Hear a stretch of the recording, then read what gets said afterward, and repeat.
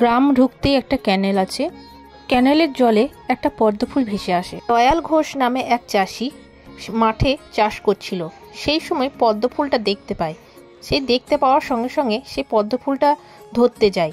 পদ্মফুলটা যত ধরতে যায় পদ্মফুলটা তত আগিয়ে আগিয়ে চলে যায়।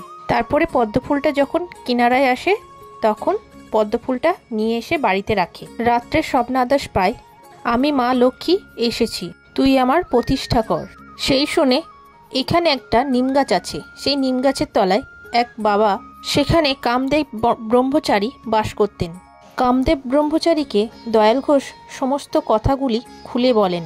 দিয়ে কামদেব ব্রহ্মচারী মা লক্ষ্মীকে প্রতিষ্ঠাতা করেন। এই গ্রামটার নাম ঘোষ গ্রাম।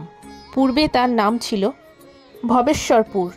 বীরভূম জেলার অন্তর্গত তারাপীঠ ও বিচন্দ্রপুর একচক্র ধামের পাশেই ঘোষ গ্রাম অবস্থিত। এই গ্রামের আরাধ্যা দেবী মহালক্ষ্মী মাতা। শতাব্দী প্রাচীন বৈষ্ণব তীর্থ ঘোষগ্রাম লক্ষ্মী মন্দির বীরভূম জেলার মল্লারপুর থানার অন্তর্গত। তারাপীঠ মন্দির থেকে দূরত্ব প্রায় 12 কিলোমিটার। টোটো বা অটো করে খুব সহজে আসা যায় এই ঘোষ গ্রামে। সুর বংশীয় রাজা আদিসুর সোম ঘোষ নামে এক ব্যক্তিকে 127টি গ্রাম দান করেন, যার মধ্যে একটি হলো ঘোষ গ্রাম।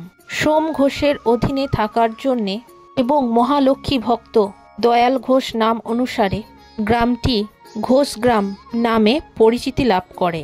ঘোষ গ্রামে লক্ষ্মী মায়ের ও মায়ের মন্দিরের ইতিহাস বহু শতাব্দীর প্রাচীন। যুগ যুগ ধরে শরণাতীর্থকাল থেকে ঘোষ গ্রামে ঘটে ও পটে পূজিত হয়ে আসে মা লক্ষ্মী।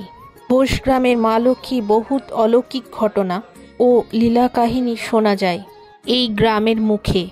মা লক্ষ্মী প্রতিষ্ঠার সম্বন্ধে শোনা যায় ও জানা যায় যে নিম গাছের তলায় সাধক কামদেব ব্রহ্মচারী সাধনা করতেন। স্থান ও মাহাত্ম্য দেখে প্রশ্নমতে তিনি সাধনা করতেন।